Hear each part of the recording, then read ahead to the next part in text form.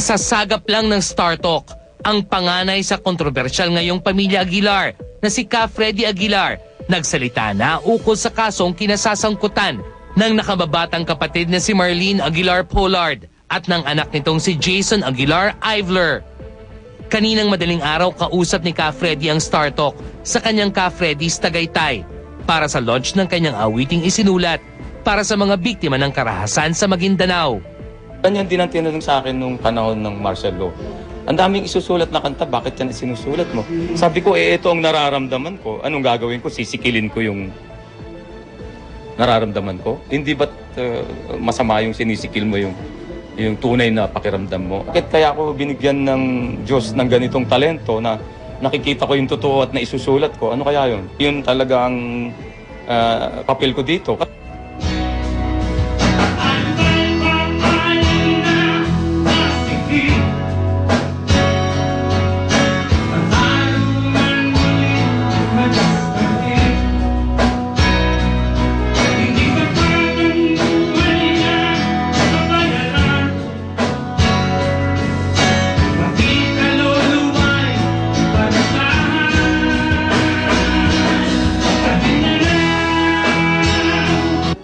Patulad ng anak, sabi, kinu-question daw nila yung anak, hindi man lang nila alam na yung anak, ako yung anak. Ako yung kinakanta ko doon. Ako yung salbahing bata doon. Ako po yung salbahing bata sa anak. Ako po yung black sheep sa family ng mga Aguilar. Ako po yung pinakasalbahing Aguilar noong araw. Nagbago po ako. So mas maganda na po yung salbahe ka, tapos nagbago ka sa dulo. Kaysa sa mabuti ka, naging salbahe ka sa dulo. At ang tanong ko po, meron po ba kayong kilalang tao na walang nagawang masama o walang nagawang kamalian? Kung meron po, wala na po dito sa ibabaw ng lupa, yun nasa langit na. Sa kalaunan ng pakikipag-usap ng Star Talk kay Ka Freddy, hindi na naiwasang matalakay ang isa sa pinakamainit na issue ngayon, ang mga kasong kinasasangkutan ng kapatid niyang si Marlene Aguilar Pollard at pamangkin niya ritong si Jason Aguilar Ivler. Isa daw po kayo sa papaimbestigahan. Ay, okay lang po yun. Hindi naman po ito bago. Magmula po nung hinahanap nila yung pamangkin ko, sinusundan naman po nila yung sasakyan ko eh. Ganun po ba sila katanga na hanggang ngayon di pa rin nila alam kung ano yung involvement ko dyan? Ito pa isang katangahan ninyo ha. Imagine ninyo, hinuli ninyo yung isang Jason Aguilar sa Qatar. Bakit ganun ba yung description ng pamangkin ko? Yung bang hinuli ninyo doon, yung na ngayon nasira na yung buhay? O, siya ba yun? Katangahan ng tawag dyan, tol. Bumalik ulit kayo sa eskwela pag hindi kayo tatanga-tanga. Di pa ba kayo masaya? Ni-raid ninyo yung bahay ko? Wala kayong dalang warrant?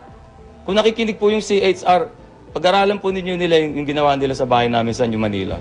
Nasaan po yung warrant na pinakita ninyo sa akin dahil malabo po ang mata ko eh.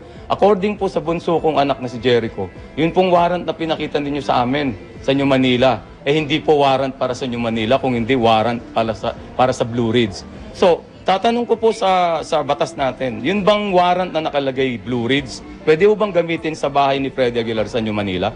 At sabi ko dun sa isang mayabang, ikaw, hindi ka makakatungtong sa bahay ko, mayabang ka. Ang pwedeng pumasok sa bahay ko, kako, itong dalawang mabait na to, kahit wala kayong search warrant, kako, para maipakita ko sa inyo na wala akong itinatago, sasamahan ko kayo sa loob ng bahay ko. O hindi ba kayong dalawang NBI na medyo mabait eh, sumama kayo sa akin? At ipinakita ko lahat ng kwarto at ang sabi ko pa, masaya na ba kayo? O gusto ninyong tignan nyo rin yung mga nakatira sa compound ko? Kasi ang dami kakong bahay dyan. Kasi merong nakatirang mga maralita sa loob ng compound ko. Ang dami nun. Sa tindi ng hinanakit ni Ka Freddy, ipinaalala nito ang isang insidente kung saan hindi siya nagdalawang isip na isuplong ang isa niyang kapatid nang lumabag ito sa batas.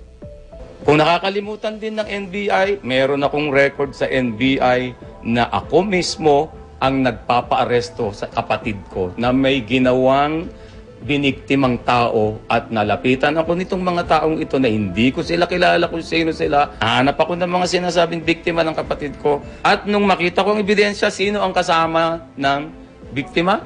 Sa NBI, ako, hindi ba? Gusto kong arestuhin ninyo ang kapatid ko dahil hindi siya dapat nang bibiktima ng tao. Nakalimutan nyo na yon? Ngayon, sa isang insidenteng wala akong kinalaman, idinadawit nyo ang pangalan ko. Hindi pa ba sapat yung unang revolusyon na kasama ko at hindi ako nagbabago hanggang ngayon? Hindi ako naging OIC. Hindi ako nagtayo ng negosyo para mangurakot ako. Hanggang ngayon, yung perang meron ako, pinagpawisan kong lahat. Ayon kay Ka Freddy, magpahanggang ngayon ay hindi pa rin sila nakakapag-usap ng kapatid na si Marlene. Hindi pa. Although I was trying to talk to her, she was trying to talk to me, pero hindi nagkakatagpo yung schedule namin. So, I'm hoping na baka bigla siyang sumulpot ngayong gabi. Hindi ko alam. Hindi ko hawak ang oras ng kapatid ko. Except nung maliliit pa sila kasi akong kuya nila. Ako binabantayan ko sila lagi. Ito pa raw ang isa sa nagpapasama sa kalooban ng folk singer. Ang pinakamasakit nito, nababasa ko sa dyaryo, Aguilar Residence. Para bang sinasabi nila na si Jason nakatira sa bahay ko. Hindi po. May sariling bahay po si Jason. At mas maganda po ang bahay ng pamangking ko at ng kapatid kong si Marlene Aguilar compared sa bahay ko. Ako po ay nakatira sa squatter area sa New Manila, 7th Street, Quezon City. So wag po naman nilang palabasin na Aguilar Residence. Parang sinasabi nila na nandito lahat ang mga Aguilar sa bahay na ito. Ako mismo magsasabi na hindi dahil nakatira kami sa isang bahay. At pumunta na rin ng NBI sa bahay namin noon. Nag-raid na rin sila, hindi nila nakita ron. I mean, kami personally, nung bago pa nila mahanap yung pisa namin, hindi namin alam kung nasaan siya. Ako mismo hindi ko talaga alam. Wala akong pinagtatanggol. Galit ako sa mga kriminal. Kung ang kriminal ay napatunayan nating kriminal, dapat merong parusa.